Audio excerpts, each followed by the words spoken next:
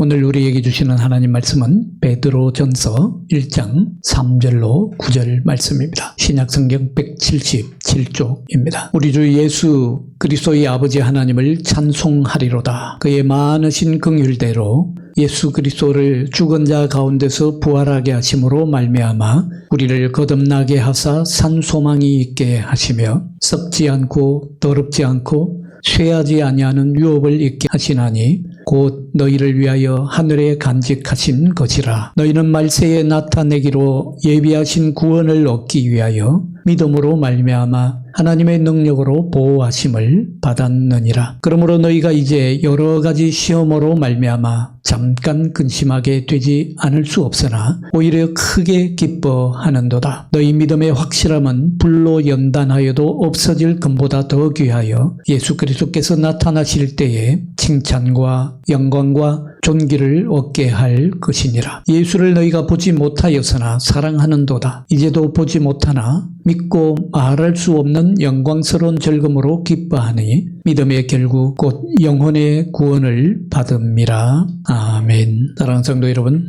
오늘 우리가 함께 읽은 성경 말씀 베드로전서 1장 3절로 9절의 말씀은 참으로 놀랍고 깊은 복음의 진리를 담고 있습니다. 우리 1장 3절 말씀을 다 함께 다시 읽겠습니다. 우리 주 예수 그리스도의 아버지 하나님을 찬송하리로다. 그의 많으신 긍휼대로 예수 그리스도를 죽은 자 가운데서 부활하게 하심으로 말미암아 우리를 거듭나게 하사 산 소망이 있게 하시며, 이 말씀에서 하나님의 성령을 통해 우리에게 오늘 하시고자 하시는 말씀은 한마디로 이것입니다. 하나님이 예수 그리스도를 부활시키셔서 우리를 거듭나게 하셨다. 그리고 거듭난 사람은 산 소망을 가지게 하셨다라는 말씀입니다. 한마디로 말하자면 우리가 거듭나게 된 것은 예수님께서 부활하셨기 때문에 가능하게 되었다는 말씀입니다. 예수님이 부활하지 않으셨다면 우리는 거듭날 수 없습니다. 오늘 우리는 믿는 사람이 거듭난다는 것은 우리의 실제적인 신앙생활에 뭘 의미하는지, 그리고 거듭난 사람이 가지는 산 소망이라는 것이 무엇인지 함께 묵상해보고 은혜를 나누고자 합니다. 요한복음 3장에서 밤중에 니고데모라는 청년이 예수님을 찾아옵니다. 그때 니고데모에게 예수님은 이렇게 말씀하십니다. 사람이 거듭나지 아니하면 하나님 나라를 볼 수 없느니라. 거듭나야 하나님 나라를 볼 수 있고, 거듭나야 하나님 나라의 삶을 살 수 있고, 거듭나야 하나님 나라에 들어갈 수 있다는 말씀입니다. 니고데모가 이 말씀을 듣고 깜짝 놀랍니다. 아니, 다 큰 어른이 어떻게 어머니 뱃속에 다시 들어갔다가 다시 나올 수 있습니까? 니고데모의 이 말을 들으면 우리는 니고데모가 얼마나 진지했는지 느낄 수 있습니다. 요즘 시쳇말로 하면 이 니고데모는 약간 진지충에 가깝습니다. 예수님의 말씀을 문자 그대로 받아들였던 것입니다. 하지만 예수님은 다시 말씀하십니다. 사람이 물과 성령으로 나지 아니하면 하나님 나라에 들어갈 수 없다. 육으로 난 것은 육이요, 성령으로 난 것은 영이니라. 그런데 니고데모는 여전히 예수님의 이 말씀을 잘 알아듣지 못했던 것 같아요. 이 니고데모에게는 이해하기 어려운 말씀이에요. 그래서 예수님도 니고데모에게 이 거듭난다는 말을 놀랍게 여기지 말라 하시고 바람에 비유해서 말씀해 주십니다. 그러니까 바람이 임의대로 부는데 네가 그 소리는 들을 수 있을지 모르지만 어디서 와서 어디로 가는지 너는 알지 못한다. 성령으로 난 사람도 그러하다. 무슨 얘기냐면 그만큼 신비로운 말씀이고 그만큼 육신의 시각으로는 알아듣기 힘든 말씀이라는 뜻입니다. 오늘날 우리 시대 같으면 과학이 이렇게 많이 발전해서 실제로 무슨 원리로 바람이 생겨나는지, 그리고 기상청에서는 그 원리들을 이용해서 태풍이 언제 올지, 그리고 어느 방향으로 지나갈지 예측까지 하지요. 그렇지만 고대 시대 사람들에게는 바람이 어떻게 일어나는지, 바람이 어디로 가는지 완전히 수수께끼 같은 것이었고 그야말로 신비로운 일이었습니다. 그러니까 그 바람처럼 거듭난다는 것은 신비롭고 기적 같은 것이라는 것입니다. 이게 뭘 의미하냐면 사람이 거듭난다는 이 말이 그냥 일반적으로 말해서 세상 사람들이 흔히 말하듯이 개과천선해서 새 사람이 된다는 그런 평범한 일반적인 말이 아니라는 뜻입니다. 내가 결심하고 노력해서 나 이제부터 새로운 삶을 살 거야. 그래서 그렇게 해서 새로운 삶을 사는 것하고는 전혀 다른 것이라는 말씀입니다. 성경에서 말하는 거듭남이라고 하는 것은 단순히 나는 이제부터 착하게 살래, 윤리적으로 도덕적으로 선하게 살래, 이런 윤리적인 결단하고는 다른 차원의 것이라는 뜻입니다. 그러면 예수님도 말씀하시고 오늘 베드로전서에서도 말씀하시는 이 거듭난다는 것이 도대체 뭐를 의미합니까? 우리가 요한복음 3장 3절과 7절에서 그 뜻을 찾을 수 있는 실마리를 얻을 수 있습니다. 거기 보면 두 번에 걸쳐서 거듭난다라는 말이 나오는데, 이 거듭난다는 말은 헬라 원어로 보면 두 번 모두 위로부터 난다라는 뜻입니다. 헬라어 원어 그대로 풀이하면 원뜻은 위로부터 난다는 뜻이에요. 그래서 여러분들 한글 성경에도 보면, 어떤 성경에 보면, 여러분 성경을 자세히 보십시오. 난외주에 보면 또는 하고 뭐라고 되어 있습니까? 위로부터 라고 되어 있습니다. 위로부터 난다 라고 별도로 표기하고 있는 거예요. 위로부터 난다라는 말은 뭘 의미합니까? 하늘에서 뚝 떨어진다는 얘기일까요? 그건 아니죠. 위로부터 난다는 말은 위는 곧 하나님을 의미하죠. 하나님으로부터 난다는 뜻입니다. 하나님께서 우리를 다시 출생시키시고, 하나님께서 우리를 다시 태어나게 하시고, 하나님께서 우리를 낳아주셨다는 뜻입니다. 그래서 여러분들 고린도후서 5장 17절, 우리가 잘 알고 있는 유명한 말씀이지 않습니까? 누구든지 그리스도 안에 있으면 새로운 피조물이라. 새로운 피조물. 이전 것은 다 지나가 버렸어요. 새 것이 된 거예요. 그 새 것이 곧 새로운 피조물이 곧 거듭난 사람입니다. 그런데 오늘 베드로 사도는 한 걸음 더 나아갑니다. 그러면 우리가 어떻게 거듭나냐? 어떻게 거듭났느냐? 오늘 베드로전서에서는 분명하게 말씀합니다. 우리가 어떻게 거듭나냐 하면 예수 그리스도의 부활로 말미암아, 예수 그리스도께서 부활하셨기 때문에 우리가 거듭났다라고 선언합니다. 예수 그리스도께서 부활하심으로 우리는 근본적으로 완전히 달라진, 이전과는 완전히 새로워진 삶을 살게 되었다는 것입니다. 여러분, 여기서 흥미로운 것이 있는데, 오늘 3절에 보면 부활, 예수 그리스도께서 부활하셨다 하는 부활이라는 말이 나오고, 그리고 우리가 거듭났다라는 말이 나오죠. 이 부활이라는 말과 거듭난다라는 말이 헬라 원어로 보면 똑같은 접두어를 사용하고 있습니다. 그러니까 둘 다 어떤 접두어를 사용하냐면 위로부터, 아까 말씀드린 위로부터라고 하는 동일한 접두어를 사용하고 있습니다. 그러니까 부활도 위로부터, 거듭남도 위로부터. 그러니까 우리가 거듭나는 것은 예수님의 부활로부터, 이렇게 해석이 됩니다. 우리 그리스도인들이 거듭나게 된 것은요, 위로부터입니다. 하나님께로부터 온 것입니다. 근데 어떻게 하나님께서 그렇게 하셨다고요? 예수 그리스도를 부활시키심으로써. 그래서 성도가 거듭나서 새 생명을 살게 되는 모든 출발점이 어디냐? 가장 근원이 되는 출발점이 어디냐? 예수 그리스도의 부활입니다. 부활이 없으면 새 생명이 없습니다. 부활이 없으면 거듭남도 없습니다. 물론 물과 성령으로 거듭난다고 했죠. 그렇지만 그것조차도 예수 그리스도의 부활이 없다면, 예수 그리스도께서 부활하시지 않았다면 아무 의미가 없어요. 그러니까 종합적으로 보면 이렇습니다. 하나님께서 우리를 낳으셨어요. 어떻게? 예수 그리스도의 부활의 생명 안에서. 우리가 물로 세례를 받고 성령께서 우리를 거듭나게 하시는 것은 예수 그리스도의 부활로 말미암아 거듭난 생명, 그 생명을 지금 우리 안에 작동시키는 것입니다. 그래서 하나님이 예수 그리스도 안에서 성령을 통해서 우리로 거듭나게 하신 것이죠. 여러분, 부활은 단순히 예수님만의 승리가 아닙니다. 부활은 우리 모두를 위한 승리입니다. 예수님이 십자가에서 이루신 그 승리가 곧 저와 여러분의 승리인 줄로 믿으시기 바랍니다. 예수님의 승리가 곧 여러분의 승리라는 것을 믿음으로 인정하고 받아들이는 것, 그것이 부활신앙입니다. 그러니 여러분들 사회생활하면서, 세상생활하면서 요즘 그런 분들 많아요. 너 아직도 부활을 믿어? 요즘 시대에 누가 그런 부활을 믿어? 그거 옛날 신화 아니야? 옛날에 신비시대에, 신화시대에 하던 얘기지 요즘 과학시대에 누가 부활을 믿어? 이렇게 묻는다면 여러분들은 분명하고 똑똑한 음성으로 이렇게 말씀하십시오. 예수님의 승리가 곧 나의 승리입니다. 예수님의 부활이 나의 부활입니다. 전하시기 바랍니다. 근데 여러분들, 거듭나면 뭐가 좋습니까? 거듭나면 뭐가 좋아요? 거듭나면 여러분이 세상 살아가는데 무슨 유익이 있습니까? 요즘 사람들은 다 자기에게 유익이 되는 걸 좋아하고 이익이 되는 것에 익숙해서 늘 이렇게 묻지요. 너 거듭나는 게 뭐가 좋냐? 너한테 뭐가 유익이 되느냐? 여러분들, 우리가 이 신앙과 이 믿음을 확실히 해야 돼요. 거듭나면 우리 삶에, 우리 생명에 분명한 유익이 있습니다.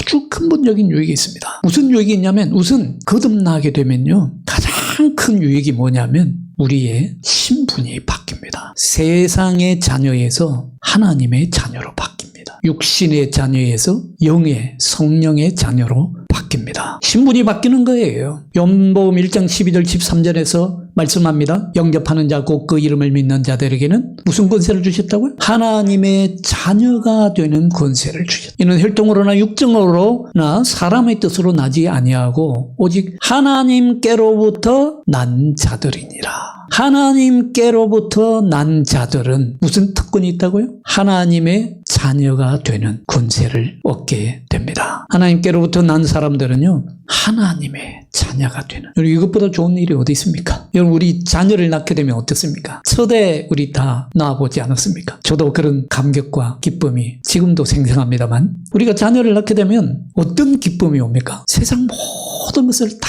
얻은 듯한 그런 감격과 기쁨이 몰려오지 않습니까? 어떻게 이런 생명이, 이 귀한 생명이 나에게로 왔을까? 그러지 않습니까? 그때에 아기를 안고 우리 다 그런 말 하지 않습니까? 야, 너는 이제 내 아들이다. 너는 내 딸이다. 그 말은 무슨 말입니까? 이제부터는 무슨 일이 있어도, 어떤 일이 있어도 내가 너 하나만은 책임지고 키우겠다는 말 아닙니까? 잘 양육하겠다는 뜻 아니에요? 여러분, 우리가 거듭나면 우리가 하나님께 그런 존재가 되는 줄로 믿으시기 바랍니다. 아멘, 아멘. 거듭나게 되면 이런 것처럼 하나님이 감격하신, 하나님이 온 천하보다도 더 귀하게 여기시는 그런 자녀가 된 줄로 믿으시기 바랍니다. 하나님이 한마디로 말하면 하나님이 책임지시겠다는 거예요. 이 믿음 가지시기 바랍니다. 내가 너를 책임지겠다. 내가 너를 인도하겠다. 세상 끝날까지, 아니 죽고 난 이후에도 영원히 내가 너를 책임지고 인도하겠다라는 뜻입니다. 그런데 말입니다, 우리가 하나님의 자녀가 되는 권세를 얻어서 살아가면 우리가 살아가는데 아무 걱정도 없고 근심도 없고 아무런 고난도 없습니까? 그게 아니라는 것을 오늘 성경은 말씀해 주고 있습니다. 우리가 하나님의 자녀가 되는 권세를 얻지만 다른 한편으로는 고난도 함께 받게 된다는 것입니다. 이게 이상하지요? 우리가 거듭나서 하나님의 자녀가 되었는데 하나님께서 세상 끝날까지 함께 해주시겠다고 했는데 왜 고난을 함께 받습니까? 로마서 8장 17절에서도 분명히 말씀하고 있어요. 자녀이면 또한 상속자, 곧 하나님의 상속자요. 자녀이면 하나님의 상속자가 된다. 이게 또한 두 번째 거듭난 사람에게 주어지는 유익이고 축복입니다. 하나님의 자녀가 되면 하나님의 유업을 이어받을 수 있는, 하나님 나라의 유업을 이어받을 수 있는 상속자가 된다는 거예요. 그리스도와 함께한 상속자니 우리가 그와 함께 영광을 받기 위하여 고난도 함께 받아야 할 것이니라. 영광을 받으려면 고난도 함께 받아야 된다. 왜냐하면 상속자니까. 상속자는 다 물려받는 거니까. 오늘 본문에서도 상속자가 된다고 말씀하고 있습니다. 뿐만 아니라 빌립보서 1장 29절에서도 말씀합니다. 그리스도를 위하여 너희에게 은혜를 주신 것은 다만 그를 믿을 뿐 아니라 또한 그를 위하여 고난도 받게 하려 하심이라. 빌립보서에서는 아예 믿는 것도 특권이고 고난받는 것도 특권이라고 말씀하고 있습니다. 세 번역에는 그렇게 돼 있어요. 왜 고난받는 것이 특권입니까? 왜 고난도 함께 받아야 합니까? 거듭났는데 왜 우리에게 고난이 닥쳐옵니까? 우리가 거듭났음에도 고난도 함께 받는 이유는 두 가지가 있습니다. 첫 번째는 우리가 하나님께로부터 났다는 그 이유 때문입니다. 왜? 하나님께로부터 난 사람, 거듭난 사람은요, 세상과는 다른 삶을 살기 때문에. 한마디로 말씀드리면 가치 기준이 달라지는 거예요. 세상의 가치와 기준을 따라가는 것이 아니라 하나님 나라의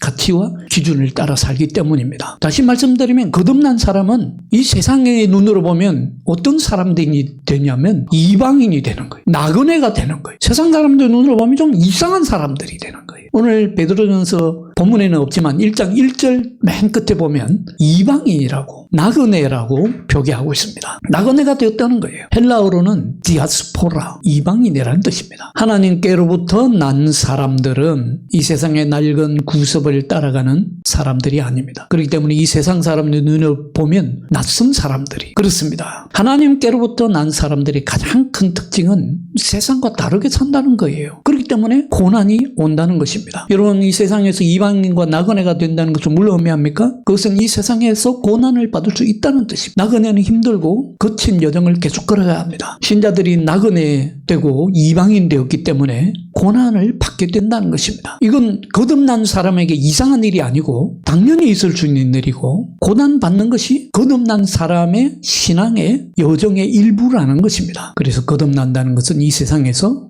이방인 되기를 자처한다는 것이지요. 이방인이 고초를 당하는 것은 거의 당연한 일, 자연스러운 일이라는 것입니다. 세상 사람들은 경계하는 눈초리, 의심하는 눈초리로 바라보게 되고요. 너는 우리와 다른 사람이라는 이상한 눈초리로 쳐다보게 되고, 무슨 좋지 않은 일이 발생하면 가장 먼저 의심받게 됩니다. 실제로 베드로전서 시대의 성도들도 이런 고난과 박해를 함께 받고 살았습니다. 그러나 여러분 기억하시기 바랍니다. 거듭난 사람이 고난받는 것은 믿음의 일부라는 것입니다. 거듭난 사람이 이 세상 속에서 겪는 고난과 이방인 취급받는 것은 오히려 신자들이 지금 올바른 편에 서 있다는 증거입니다. 이미 고난을 받는다는 말은 하나님의 유산을 내가 받았다는 증거입니다. 그러나 여러분, 사랑하는 성도 여러분, 나그네의 시간은 잠깐이라고 했습니다. 영원히 나그네로 살지 않습니다. 오늘 1장 6절에도 말씀하지 않습니까? 1장 6절 우리 다 같이 한번 읽어볼까요?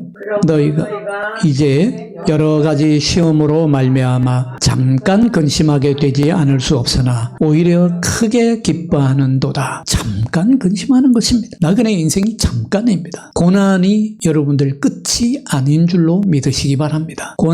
하나님은 여러분들에게 고난으로 인생을 절대로 끝나게 하지 않으십니다. 우리가 소망하는 것은 영원입니다. 우리가 소망하는 하나님의 유업은 영원한 것입니다. 그것을 오늘 성경은 뭐라고 부르냐면 산소망이다라고 부르고 있습니다. 즉 살아있는 소망이라는 뜻입니다. 여러분들, 세상의 소망은 아무리 좋다고 해봐야 결국에는 죽은 소망입니다.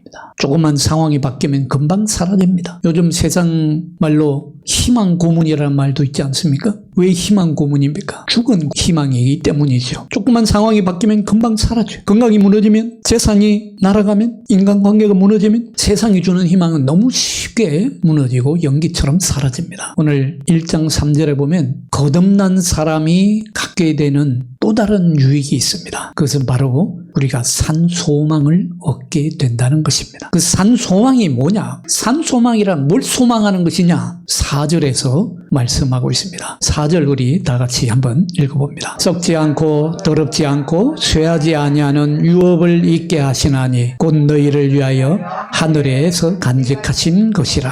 썩지 않고 더럽혀지지 않고 쇠하지 않는 이 세 가지는요, 이 세상에는 없는 것들입니다. 오늘 성경에서도 말씀하시는 것처럼 하나님이 하늘에서 우리를 위하여 간직하신 유업이라고 했습니다. 유산입니다. 우리가 상속받을 유업입니다. 썩지 않는다는 것은 망하지 않는다는 말이죠. 죽지 않는다는 것이고, 더럽지 않다는 것은 순결하다는 뜻이고, 쇠하지 않는다는 것은 시들지 않는다는 뜻인데, 이런 것은 세상에서는 이루어질 수 없는 것들입니다. 이 세상에 나타나는 보편적인 특성들이 무엇입니까? 부패해지고 더럽혀지고 쇠퇴하는 것이죠. 무상한 것입니다. 그런 세상의 것과는 정반대되는 것, 썩지 않고 더럽지 않고 취하지 않는 것은 장차 다가올 하나님의 나라에서만 볼 수 있는 것들입니다. 하나님이 거듭난 사람들을 위해서 하나님 나라에서 유업으로 준비해 놓으신 것이라는 것입니다. 바로 이 썩지 않고 더럽히지 않고 쇠하지 않는 이 유업을 소망하는 것을 산소망이라고 오늘 말씀하고 있습니다. 사랑하는 성도 여러분,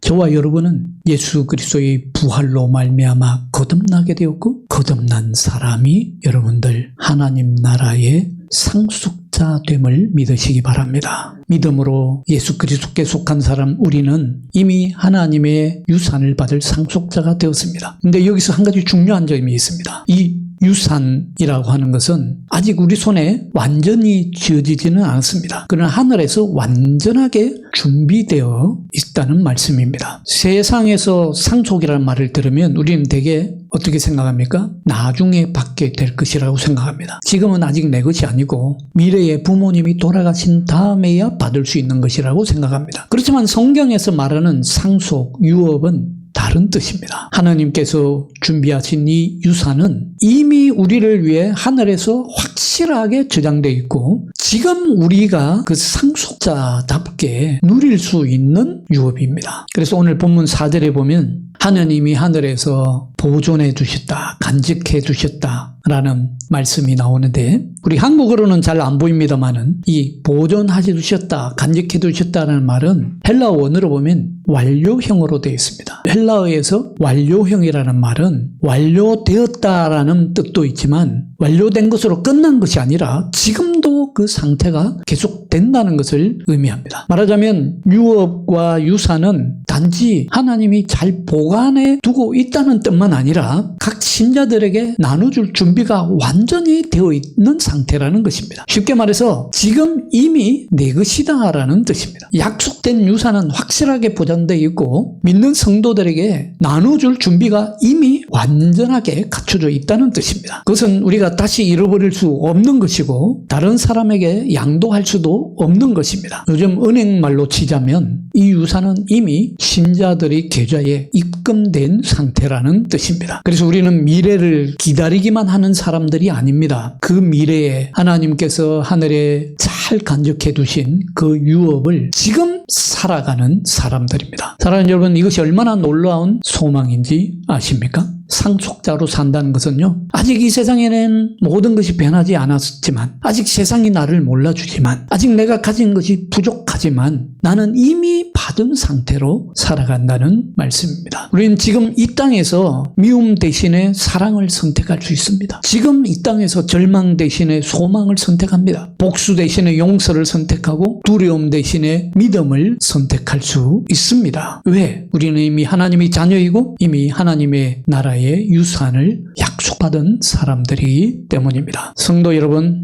세상은 상속을 눈으로 보아야 믿습니다. 서류를 보아야 믿고 통장에 돈이 찍혀야 믿습니다. 하지만 우리는 믿음으로 사는 사람들입니다. 오늘 본문 1장 8절에서 이렇게 말씀합니다. 예수를 너희가 보지 못하였으나 사랑하는도다. 이제도 보지 못하나 믿고 말할 수 없는 영광스러운 즐거움으로 기뻐하나. 보이지 않아도 확실히 준비된 것을 믿고 아직 이루어지지 않아도 이미 이루어진 줄로 믿고 살아가는 것, 그것이 바로 거듭낸 사람의 신앙의 여정입니다. 지금 이 땅에서는 여전히 고난이 있지요. 여전히 눈물이 있지요. 여전히 실패와 상처가 있습니다. 그러나 우리는 압니다. 그 모든 것은 잠시뿐이라는 것을. 우리가 받을 유산은 영원한 것이라. 썩지 않고 더럽히지 않고 시들지 않는다는 것을 우리는 믿음으로 확신합니다. 그래서 여러분, 다시 용기를 내시기 바랍니다.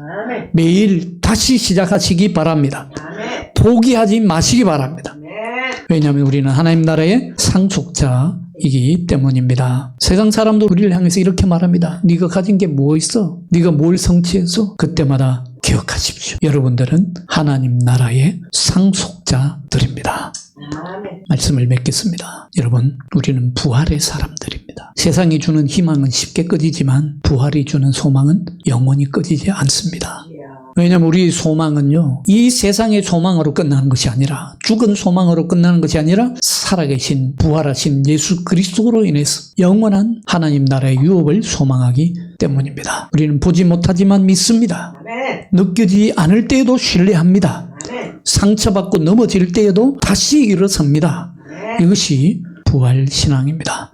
그리고 여러분들 잊지 마십시오. 여러분들은 상속자입니다. 하나님 나라의 상속자이고, 그리고 그 하나님 나라의 상속을 지금 여기서 미리 앞당겨 사는 사람들입니다. 사랑할 힘이 없을 때에도 사랑을 선택하고, 소망이 보이지 않을 때에도 소망을 끝까지 놓지 마시기 바랍니다.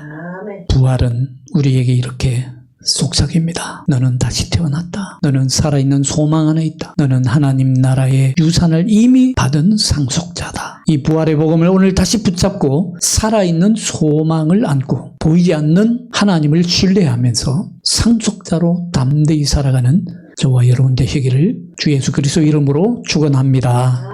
아멘. 기도하겠습니다. 사랑의 하나님, 부활의 아침에 우리를 부르시고 살아있는 소망 안으로 우리를 이끌어 주심을 감사합니다. 우리가 눈에 보이는 것들에 눌릴 때에도 보이지 않는 주님을 신뢰할 수 있는 믿음을 주시고 고난과 슬픔 속에서도 살아있는 소망을 붙들게 하여 주옵소서. 우리의 삶이 상처와 아픔 가운데 있을지라도 우리가 이미 하나님의 상속자임을 잊지 않게 하옵소서. 상속자의 삶을 미리 살아갈 수 있도록 성령께서 우리를 인도하여 주옵소서. 부활하신 주님처럼 우리도 오늘 다시 일어설 수 있도록 힘을 주옵소서. 주 예수 그리스도의 이름으로 기도하옵나이다. 아멘.